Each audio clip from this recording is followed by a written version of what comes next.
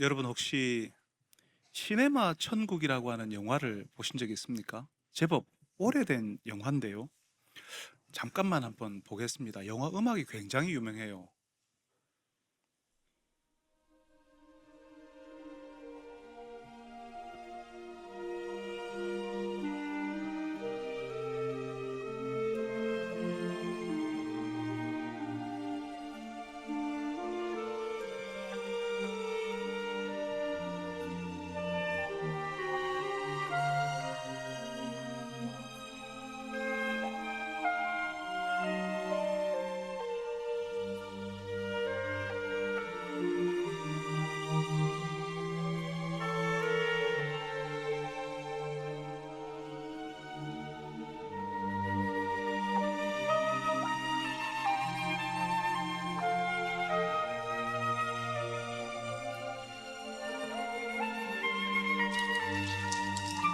Lo posso prendere? Allora me lo posso prendere.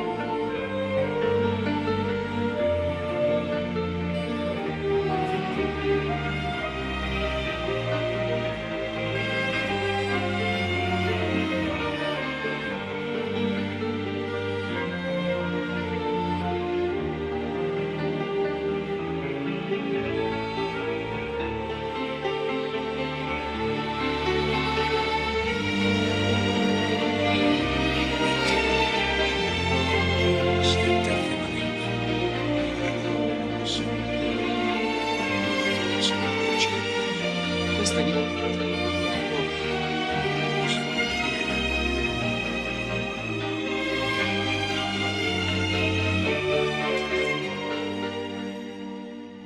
ci pensare mai a noi.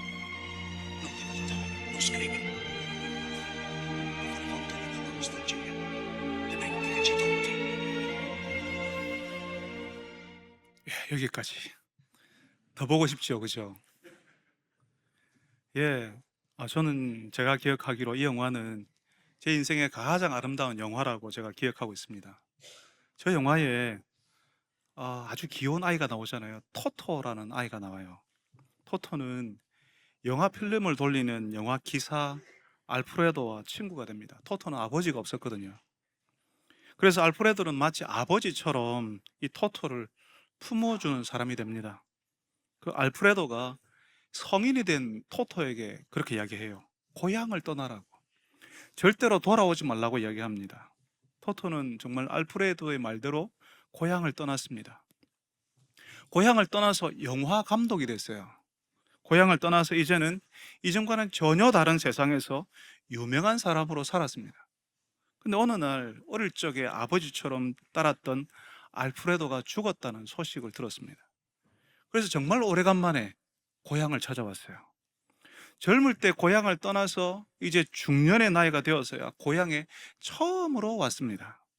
모든 게 바뀌어 있었죠. 근데 알프레도가 토토를 위해서 남긴 게 있었어요.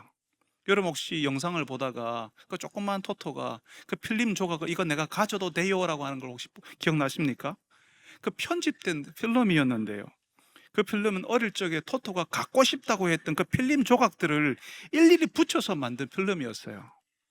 집으로 돌아온 토토가 그 영화 필름을 영사기로 보는데요. 그 영화 조각들이 옛날 생각을 나게 하지 않습니까? 그 영화 조각 하나하나가 알프레도와 함께 있었던 시절을 기억나게 하거든요. 알프레도가 아버지가 없었던 토토를 얼마나 사랑해 주었는지 그 편집된 필름을 보면서 다시 아는 겁니다. 그래서 눈물을 흘리는 것으로 그 영화가 끝이 납니다. 고향을 떠나서 고향에 있을 때 이룰 수 없었던 것을 이루기는 했지만 고향에 돌아와서야 비로소 자신이 얼마나 큰 사랑을 받았다는 사실을 깨닫는다는 거죠. 여러분, 우리 시대 많은 사람들이 고향을 잊고 삽니다. 고향에 있을 때보다 지금 더 괜찮게 살고 더 풍요롭게 살면서 고향으로 돌아올 마음을 가지지 않는 사람들이 참 많습니다. 시네마 천국의 이 토토처럼 고향을 떠나서 영화 감독이 되고, 고향을 떠나서 번듯한 직장을 취직을 하고, 고향을 떠나서 가정을 이루고, 고향을 떠나서 어른이 되어 버렸으니까 이제는 고향으로 돌아올 마음이 별로 없는 거죠. 아쉬운 게 없으니까. 오늘 말씀에 나온 둘째 아들도 고향으로 돌아올 마음이 없었습니다. 고향을 떠나서 외국으로 갔거든요. 거기서 마음대로 살았어요. 그러니까 고향 생각이 전혀 나지 않지요. 정말 자기가 하고 싶은 대로 하면서 살았습니다. 근데 오늘 말씀에 보니까요, 이 둘째 아들이 고향으로 돌아오고 있습니다. 왜 그랬을까요? 하는 일이 잘 안 됐어요. 사람이 사실 그렇거든요. 조금만 믿는 구석에 있으면 그것 믿고 끝까지 가려고 하거든요. 웬만하면 안 돌아와요. 근데 이 아들이 하는 일마다 안 되는 겁니다. 무슨 장사를 그 전에 해봤겠습니까? 사업을 해봤겠습니까? 그러니까 하는 족족 망하는 거예요. 외국에서 돈 좀 있다고 하니까 그 나라 사람들이 옆에 붙어서 이거 해봐라, 내가 도와줄게 하는데, 그러다가 사기도 당하고 같이 다니면서 허랑방탕하게 가진 거 다 써버렸을 거예요. 근데 사람 일이 안 되려고 하면요, 뒤로 넘어져도 코가 깨진다고 하지 않습니까? 써도 없어질 것 같지 않았던 그 많은 재산 다 말아먹고 나니까 마침 그 땅에 흉년이 찾아왔다고 이야기합니다. 엄청난 경제 위기가 찾아왔어요. 어떻게든 버텨보려고 새로운 직업을 찾았거든요. 근데 그게 돼지 치는 일이었어요. 고향에 있을 때는 상상도 못하는 일이었습니다. 그래도 어떻게 하겠어요? 먹고는 살아야 되니까 예전에는 절대로 하지 않았을 그 일을 해야죠. 그런데 돼지가 먹는 그 음식도 없는 겁니다. 인생의 밑바닥까지 떨어졌어요. 더 이상 떨어질 데가 없어요. 이제는 이대로 가면 죽을 것 같아요. 그러니까 이 아들이 고향으로 돌아갈 생각을 하는 겁니다. 여러분, 만약 이 아들에게 돈이 조금이라도 남았다면 돌아왔을까요? 아마 안 돌아왔을 겁니다. 그 나라에 흉년이 들지 않았다면, 아니 돼지가 먹는 그 음식이라도 조금만이라도 남아 있었다면 고향으로 돌아올 생각 안 했을 거예요. 여러분 생각해 보세요. 지금 이 아들이 고향으로 돌아오면요, 사람들이 뭐라고 하겠습니까? 꼴 좋다, 아버지 재산 팔아서 외국 가더니만 결국 저렇게 돼서 돌아왔네? 뒤에서 수군거릴 것이 뻔합니다. 그게 뻔한데 어떻게 고향으로 돌아오겠어요? 자존심 상해서 못 돌아와요. 수많은 사람들이요, 고향으로 갈 때는 성공한 모습으로 가야 한다는 강박이 있거든요. 좋은 옷 입고 차도 큰 차 타고, 그래서 큰 도시 가서 성공했다는 느낌을 팍팍 주는 그런 모습으로 금이 환영하기를 바래요. 근데 다 찌그러진 모습으로 고향 가고 싶겠어요?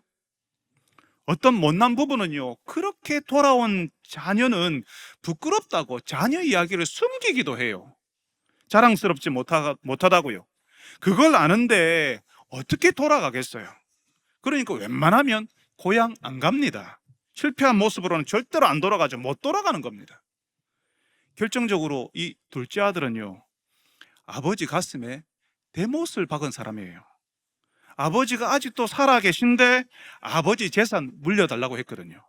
어차피 주실 거 아닙니까? 그러니까 지금 주세요, 이렇게 이야기했습니다. 그 재산 받아서는 다 처분해가지고 외국으로 떠나버렸습니다. 그 당시에는요, 아버지가 살아 계신데 아버지의 재산을 처분한다는 것은요, 나는 아버지가 없어, 내 아버지는 죽었어, 이런 의미였어요. 아버지를 대놓고 조롱하고 무시하는 거죠. 그러니까 동네 사람들이 뭐라고 했겠습니까? 저 집에 아들 잘못 키웠네, 어떻게 저런 아들이 나냐? 이웃들이 수군댔을 겁니다. 아버지 체면이 말이 아니었을 거예요. 아버지가 못났다는 이야기잖아요. 아버지를 그렇게 만들어 놓고 이 아들이 외국 갔는데 거기서 어떻게 됩니까? 아버지 재산 다 말아먹고요, 나중에는 유대인들이 가장 혐오하는 동물, 돼지 치는 일을 합니다. 그건 유대인들에게 아주 수치스러운 일이었어요. 그러니까 이 아들이 아버지에게는 그렇게 못된 아들이었는데 그런 수치스러운 일까지 했으니까 이런 모습으로는 어떻게 고향으로 돌아오겠어요? 근데 여러분, 오늘 말씀에는 이 아들이 고향으로 돌아가려고 합니다. 못된 아들이었고 수치스러운 일까지 했지만 인생의 밑바닥에서 누구를 생각한다고요? 아버지를 떠올리는 거죠. 이 아들이 돌아가는 고향은요, 아버지가 있는 곳이에요. 아버지에게 가는 거예요. 예수님께서 이 말씀을 해주시는 이유가요, 우리 모두에게도 돌아갈 고향이 있다는 거죠. 이 둘째 아들처럼 아버지에게로 돌아와야 될 사람들이 있기 때문에 이 말씀을 하시는 겁니다. 오늘 예배를 드리러 나오신 분들 가운데는 명절이 되어서 부모님 집에 왔다가 예배 자리에 오신 분이 계실 겁니다. 어떤 분은 예전에 신앙생활 잘한다는 이야기도 곧잘 들었던 분일 수 있습니다. 근데 다른 도시로, 다른 지역에 가서 살다가 신앙을 잃어버리고 예전에 그렇게 기도했던 하나님 아버지와는 아무 상관없이 살고 있는 분일 수 있습니다. 세상에서 먹고 살려고 하다 보니까 하나님 아버지를 떠나게 되고 이제는 하나님 없이 사는 분일 수 있어요. 모처럼 고향 부모님 집에 온 김에 부모님 기쁘게 해드리겠다고 예배의 자리에 함께 나왔을 수 있습니다. 어쩌면 다른 지역에서도 교회는 다니지만 믿음 없이 교회만 왔다 갔다 하는 분일 수도 있죠. 옛날에는 그래도 수련회 가서 눈물 흘리면서 기도도 했고 찬송을 뜨겁게 부르는 때도 있었지만 지금은 교회 와도 맹숭맹숭하고 하나님 아버지보다 더 중요하고 바쁜 것이 더 많다고 생각하면서 사는 분들에게 예수님께서 이 말씀을 하시는 겁니다. 다시 고향으로 돌아와야 한다고. 고향을 떠나 있는 것은 아닌지, 하나님 아버지를 떠나 있지는 않은지 자신을 한번 돌아보라고 말씀하시는 겁니다. 어떤 분은 하나님께 미안한 마음을 가지고 살아요. 신앙생활 제대로 해야 되는데 입버릇처럼 그렇게 이야기하는데 정작 하나님께는 안 나오거든요.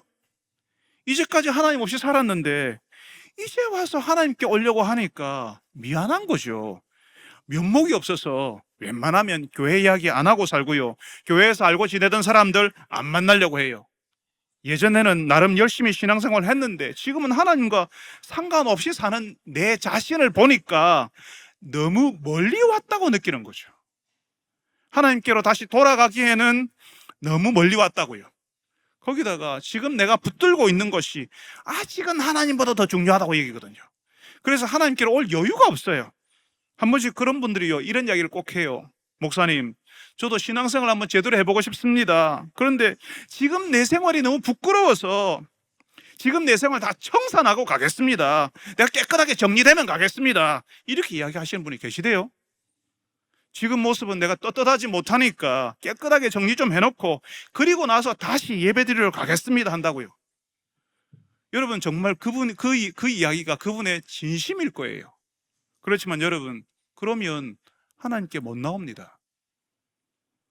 내가 다 청산하고 내가 다 정리하고 나오겠다고 하면 정말 못 나와요. 하나님께는요, 부끄러움을 안고 나오는 거예요. 내가 다 정리하고 나올 수 있으면 하나님이 왜 우리를 부르시겠어요? 하나님께 나와야 그때부터 정리되는 거라고요. 술도 끊고 담배도 끊고 못된 생활 방식도 다 끊고 그리고 나서 하나님께 나오는 게 아니고요, 하나님께 나와서 술도 끊고 담배도 끊고 못된 생활 방식도 같이 끊는 겁니다. 하나님이 그렇게 하시도록 도와주시는 거예요. 둘째 아들이 그랬어요. 자기가 있던 자리에서 그냥 아버지께로 돌아오는 겁니다. 그 돼지치던 그 옷차림 그대로, 그 부끄러운 모습 그대로 아버지께로 오는 거라고요. 근데 여러분, 수많은 사람들이 이 둘째 아들처럼 하지 않습니다. 고향으로 아버지께로 오지 않습니다. 왜 그런지 아세요? 하나님을 떠나 살았던 내 모습이 부끄러운데 이런 모습으로 그냥 가면 염치 없는 거라고, 뻔뻔한 거라고, 하나님이 나를 안 받아줄 거라고 스스로 포기해버리거든요. 그냥 그렇게 살다가 이렇게 살다가 죽어버리면 된다고 생각해요. 정말 이기적이고 정말 하나님 아버지를 모르는 사람의 생각을 하는 겁니다.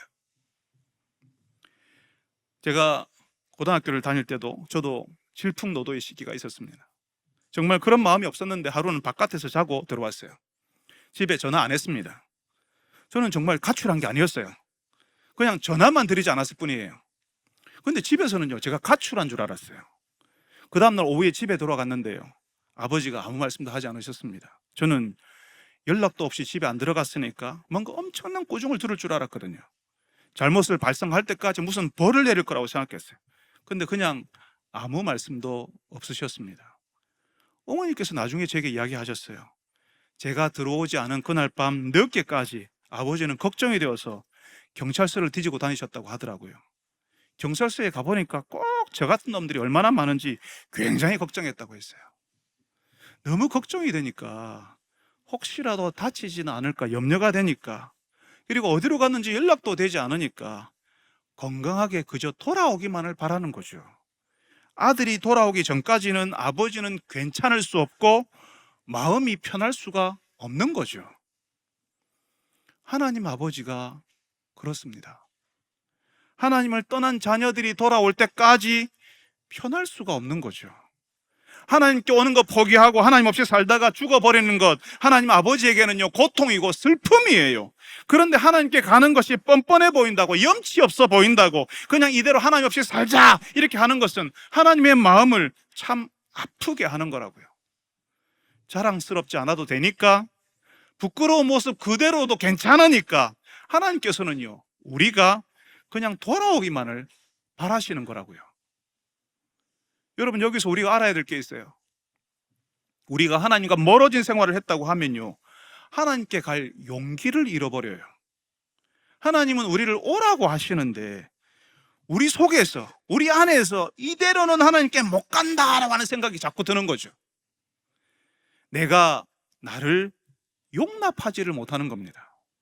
하나님은 우리가 오기만 하면 좋겠다고 하시는데, 우리가 그냥 오는 것만으로도 좋아하시는데, 그런데 우리는 하나님을 떠나 있었던 내 모습이 별로 용납이 안 되는 거죠. 내가 별로 용서해주고 싶지 않은 거죠. 내 마음에 안 드는 거죠. 내가 나를 용서할 수 없어서 하나님께 나오는 것을 내가 먼저 포기해버린다고요.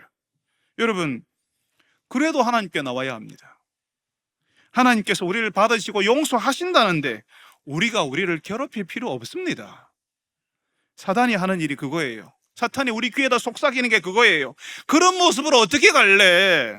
그러니까 너는 가면 안 되지. 너 같은 것은 자격이 없지. 그렇게 살아놓고 염치도 없냐? 너무 뻔뻔하지 않냐? 계속 우리를 괴롭히는 거죠. 우리 마음속으로, 우리 귀에다가 속삭이는 겁니다. 우리가 하나님께로 나가지 못하게 막아서는 거죠. 오늘 말씀의 이 둘째 아들은요 사실 잘한 게 하나도 없어요. 딱 한 가지만 빼고 잘한 게 딱 한 가지가 있어요. 그것은 자신의 부끄러운 모습을 바라보지 않고 아버지를 바라봤다는 거예요. 예수님은 우리가 그렇게 하기를 원하십니다. 나의 부끄러운 모습을 보고 실망스러워서 그냥 하나님께 나오는 것을 포기해버리는 것이 아니라 하나님 바라보기를 원하신다고요. 지금 내 모습을 보면 하나님께 못 나오죠. 하나님께 오기 전에 뭔가 하나 이루어 놓고 깨끗하게 만들어 놓고 지금 있는 가게 사업 제대로 정리해 놓고 그러면 나올 수 없습니다. 하나님께는 언젠가는 돌아와야 하지 않은 그 마음이 나한테 참을 수 없을 만큼 강력해지면 그때 오겠다고 하면 못 옵니다. 지금 내가 무엇을 하고 있든지, 지금 내가 어떤 모습으로 있든지 내 모습, 내 과거를 보지 말고 하나님 아버지를 바라봐야 올 수 있는 거죠.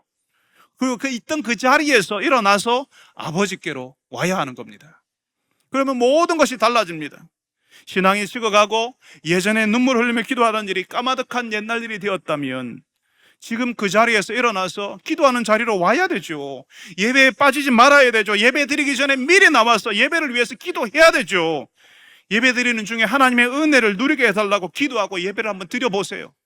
찬송을 부를 때 가사를 생각하면서, 말씀을 들을 때 그 말씀 듣기에 집중하면서 하나님 아버지의 관계가 회복되기를 기대하면서 한번 그렇게 예배를 드려보라고요. 가야 되는데, 해야 되는데, 이러면 안 되는데 그렇게 말만 하지 말고 하나님 아버지께로 가까이 나와보라고요. 그렇게 자신의 자리에서 일어나서 하나님께 나오는 사람들을 하나님께서 받아주시기 때문에 오늘 이 말씀을 하시는 거라고요. 말도 안 되는 짓을 저지르고 하나님 없이 마음대로 살았던 이 아들 이야기를 우리에게 해주시는 이유가 이 아들처럼 일어나서 하나님께로 오라고요. 오늘 이 예배의 자리에 참여한 여러분들이 부끄러운 지금 내 모습 그대로 받아주시는 그 하나님께로 나오는 분들이 되시기를 바랍니다. 하나님 아버지께서 받아주시는 그 은혜를 경험하고 누리는 분들이 다 되시기를 바랍니다. 여러분, 오늘 예수님께서 우리에게 주시는 이 이야기는 그 당시 사람들에게는 충격적인 이야기였어요. 이런 아들을 받아주는 아버지는 사실 없거든요. 현실 세계에는 없어요. 그런 아들은 그냥 그 당시에는 호적에서 파버렸고요. 관계를 끊고 지내는 거예요. 그런데 그런 아들을 받아주는 아버지, 세상에는 없는 아버지 이야기를 예수님이 해주시는 겁니다. 우리가 찾아가야 되는 하나님 아버지가 어떤 분이신지를 말씀해 주시는 거예요. 그래서 말도 안 되는 아들 이야기를 하는 거라고요. 제가 그림 하나를 보여드릴게요. 여러분, 그림이 자세히 보이시는지 모르겠는데요, 렘브란트라고 하는 화가가 그린 탕자의 귀향이라고 하는 그림입니다. 저 그림 가운데 무릎을 꿇고 머리를 빡빡 깎은 채 무릎을 꿇어 앉아 있는 저 사람이 둘째 아들입니다. 아버지께로 돌아온 아들인 거죠. 보이십니까? 여러분, 한쪽 발은 맨발이에요. 신발을 신은 채 만 채 그렇게 와 있습니다. 옷은 누더기를 걸치고 있어요. 빡빡 깎은 머리, 누더기 같은 옷, 발바닥이 훤히 보이는 저 모습이 이 아들이 어떤 세월을 보냈는지, 얼마나 고생했는지를 보여줍니다. 아버지 재산 다 탕진해버린 전혀 자랑스럽지 못한 아들의 모습이죠. 근데 이 아들을요, 아버지가 어떻게 하고 있는지를 보세요. 저 아들의 등에 두 손이 감싸고 있습니다. 아버지는 이 아들을 품어주고 있어요. 안 되고 안 되는 세월을 보내면서 얼마나 이 아들은 힘들고 어려웠겠습니까? 아버지를 떠나서 한번 잘해보겠다고 마음먹었지만 실패하는 그 일 때문에 얼마나 스트레스가 심했겠습니까? 이 아들이 어디서 누구에게 이렇게 깊이 안겨봤겠어요? 그 전에 이렇게 해봤겠습니까? 여러분, 혹시 여러분 누구에게 깊이 안겨보신 적이 있습니까? 특별히 지치고 힘들었는데 누가 여러분을 안아준 경험이 있습니까? 어디에서도 기댈 데 없고 어느 누구도 나를 받아주지 않는데, 누가 나를 안아주는 것은요, 나를 살아나게 하는 거예요. 다시 살 용기를 얻게 하는 겁니다. 시들어버린 화초에 물이 부어져서 생기가 도는 것처럼 다시 살 소망이 생기는 거라고요. 렘브란트의 그림 속 저 아들은요, 마치 어린아이처럼 아버지 품에 안겨 있습니다. 이전에는 그렇지 않았을 거예요. 근데 지금은 어린아이처럼 아버지 품에 안겨 있습니다. 자신의 모든 무게, 수고스러웠던 그 인생의 무게를 모두 아버지께 맡기고 있습니다. 그 아버지의 품에서 비로소 평안하고 거기서 비로소 쉬는 거죠. 토토가 고향으로 돌아와서 알프레도의 사랑을 다시 깨달은 것처럼 이 아들이 고향으로 돌아와서 아버지의 사랑을 이제야 깊이 누리게 되는 겁니다. 여러분, 그림 한번 내려주세요. 여러분, 저 그림 속 저 아들은 맨발에 누더기 옷에 빡빡 깎은 머리로 돌아왔습니다. 근데 아버지가 돌아온 아들에게 어떻게 하죠? 오늘 우리가 읽은 말씀에 보니까요, 제일 좋은 옷을 입혔대요. 손에 가락지를 끼워주고요, 발에 신을 신겨줍니다. 살찐 송아지를 잡으라고 해요. 여러분, 이 아들이 뭐 했습니까? 무슨 시험에 합격했어요? 어디서 1등 했습니까? 이 세상 사람들은 시험에 합격하고 어디에 들어가고 1등 했다면요, 그런 자녀가 자랑스럽고 그럴 때 우리 같이 식사하자고 잔치 벌여요. 그런데 예수님이 말씀해 주시는 아버지는요, 실패했고 아버지를 실망시켰고 아버지를 떠났던 아들이라도 기뻐하는 거죠. 아무것도 묻지 않습니다. 실패했어도 다 날려먹었어도 이 아들이 아버지에게로 다시 돌아온 것이 그게 좋다고 하는 거예요. 그러니까 여러분, 이 아들이 고향으로 아버지께로 돌아오기 전까지 이 아버지에게는 명절이 아닌 겁니다. 아버지에게는 이 아들이 돌아오는 날이 잔칫날이요, 명절인 거예요. 지금 예수님은요, 이 모든 것을 말아먹고 돌아온 아들을 위해서 송아지 바베큐 잔치를 하는 아버지를 보여주셔서 우리 하나님 아버지가 이런 분이시다, 이렇게 알려주시는 겁니다. 분명히 어떤 분들은 이런 말씀을 읽으면서 그런 마음 드실 거예요. 아니, 이게 동네 사람 불러서 송아지 잡고 잔치할 일인가? 그렇게 호들갑을 떨 일인가? 이렇게 생각하실 거예요. 근데 여러분, 예수님이 말씀하시는 이 아버지는요, 외국에서 인생의 밑바닥을 경험하고 외로움과 서러움 모든 것이 다 날아가고 사라지는 그 절망을 경험한 아들의 마음을 알아주는 겁니다. 스스로 미안해서 아버지를 볼 낯이 없는데 너 많이 힘들었지, 너 많이 서러웠지, 너 마음고생이 참 심했지 하고 아버지가 알아주는 거라고요. 가진 것 다 잃고 돌아왔어도 아버지는 네가 돌아와서 좋다, 네가 돌아온 것이 나에게 기쁨이다, 이렇게 이야기하시는 겁니다. 세상 사람들은 이상하게 생각할 거예요. 아버지를 그런 식으로 대우했고 아버지 재산 다 날리고 하지 말아야 될 일까지 다 하고 돌아온 그 자식이 뭐가 자랑스럽다고 동네 잔치를 여는지 이해되지 않을 겁니다. 맞습니다. 세상은 국가고시에는 합격하고 엄청난 직장에 들어갔으면 잘하면 사람들 모아놓고 잔치하죠.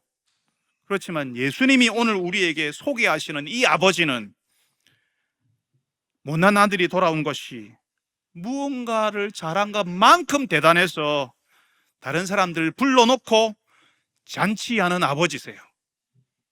세상의 아버지들은 그렇지 않을지 몰라도 예수님이 소개하시는 아버지는, 예수님이 아버지라고 부르는 그 아버지께서는 우리가 지쳐서 손에 아무것도 쥔 것 없이 돌아와도 너무 좋다고, 잘 왔다고 하시고 사람들 모아서 잔치할 만큼 기뻐하시는 분이라고요.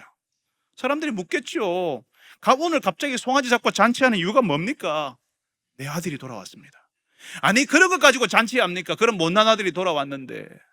세상은 뭔가를 이루고 잘해야만 잔치한다고 생각하지만 아들이 돌아온 것이 사람들 불러서 잔치할 만한 일이 아니라고 생각하지만, 세상은 그렇게 생각하지만 이 아버지는 잔치할 만큼 기쁜 일이라고 우리에게 알려주는 겁니다. 그것 가지고는 잔치 안 하는 거라고 알고 있는 우리에게 잔치할 만큼 기쁜 일이라고 우리에게 알려주는 거예요. 우리가 하나님께로 올 때 하나님께서 우리를 그렇게 기뻐하셨다고요. 여러분, 그뿐이 아닙니다. 우리는요, 하나님께 올 때 우리 생각을 가지고 와요. 우리 계획을 가지고 오거든요. 고향으로 돌아온 사람이라도 자기 생각을 가지고 와요. 토토가 고향에 올 때 그냥 옛날에 함께 있던 사람 장례식 참여하는 정도로 생각하고 왔어요. 근데 와서 보니까 알프레도의 사랑을 알게 되지 않습니까? 오늘의 말씀에 나오는 아들도 한번 보십시오. 아버지에게 오기 전에 어떤 생각을 하고 와요? 지은 죄가 있으니까 아들 대접은 못 받겠다. 그러니까 뭐라고 합니까? 지금부터는 아버지의 아들이라 일컬음을 감당하지 못하겠나이다. 나를 품꾼의 하나로 보소서 하리라. 자기가 아버지에게 이제 나를 일꾼으로 받아달라고, 품꾼의 하나로 써달라고, 이렇게 그렇게 마음 먹고 딱 왔다는 거죠. 품꾼으로 써달라 할 거라고 자기 생각을 가지고 왔어요. 여러분, 품꾼은요, 일용 노동자를 말했습니다. 그냥 일꾼으로 받아달라고 하는 거죠. 제가 죄를 지었으니까 아버지 집에 있는 것은 내가 용납이 안 된다고, 그러니까 내가 일을 해서라도 돈을 벌어서라도 그 돈으로 내가 잘못한 거 갚겠다고, 내가 해결하겠다고, 그러면 같이 있는 형의 눈치도 내가 덜 받으니까 내가 그런 식으로 하겠다고 계획을 가지고 나온 거예요.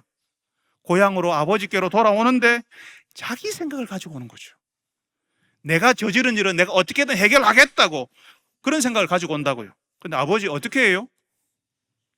품꾼으로, 가족이 아니라 일꾼으로 봐달라고 하는데 아버지는 제일 좋은 옷을 내어다가 입힙니다. 여러분, 그 집에 제일 좋은 옷은 누구 거겠어요? 옛날에는요, 아버지 옷이 제일 좋은 옷이었어요.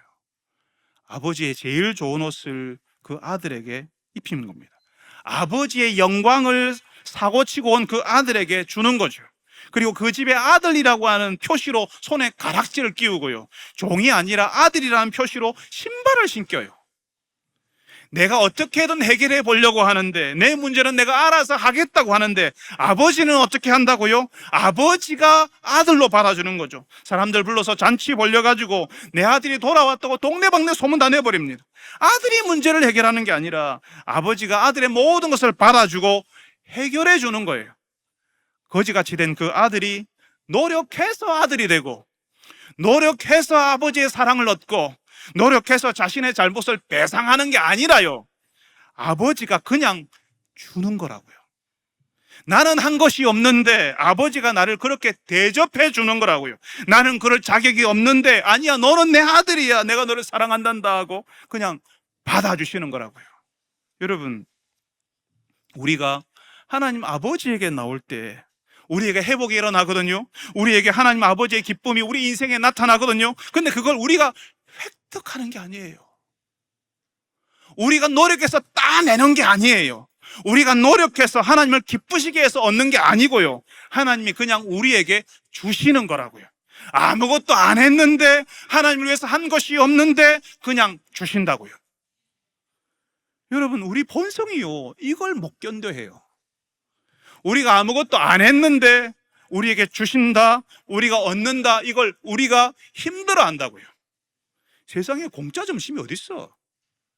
공짜로 준다고 하면 그건 사기지. 그건 뭔가 이상한 거지. 그래서 우리가 노력을 해야, 우리가 수고해서 얻었다고 해야, 그래야 우리가 안심이 돼요. 그래야 우리 상식에 좀 맞다고 생각한다는 거죠. 신천지며 여러 이란들이요, 그 속에 사람들이 들어가면 왜 그렇게 빠져드는 줄 아세요? 거기서는요, 노력하라고 하거든요.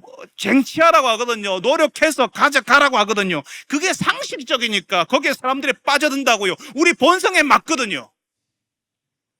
우리가 열심히 하면 얻는다는 말은 그렇게 쉽게 이해하는데, 우리가 아무것도 안 했는데 주신다고 하면 그건 이해가 안 된다고 하는 겁니다.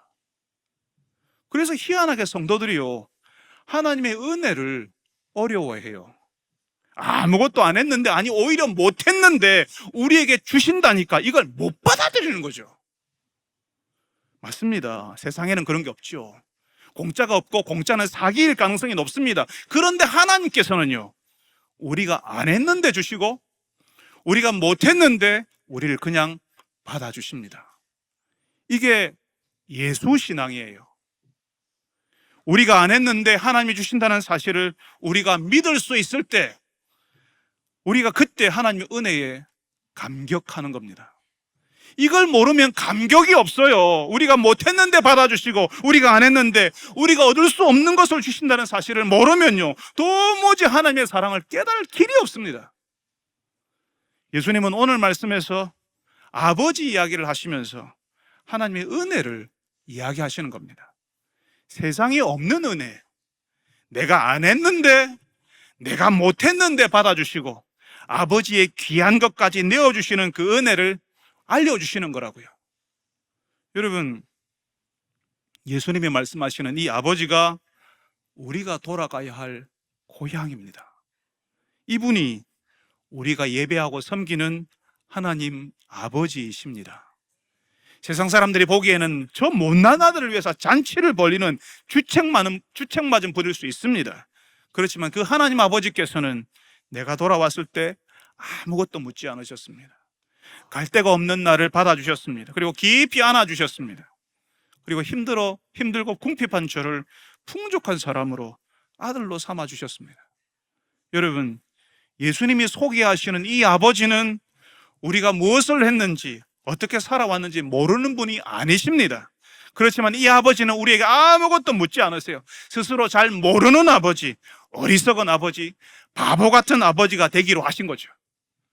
왜 저런 아들을 받아줍니까? 하고 비난하는 소리, 멍청한 아버지네 하는 그 소리를 그냥 아버지가 다 받아내고, 외롭고 서러운 시간을 보내다가 온 아들을 위해서 잔치를 열어야겠다고 하는 아버지이신 거예요.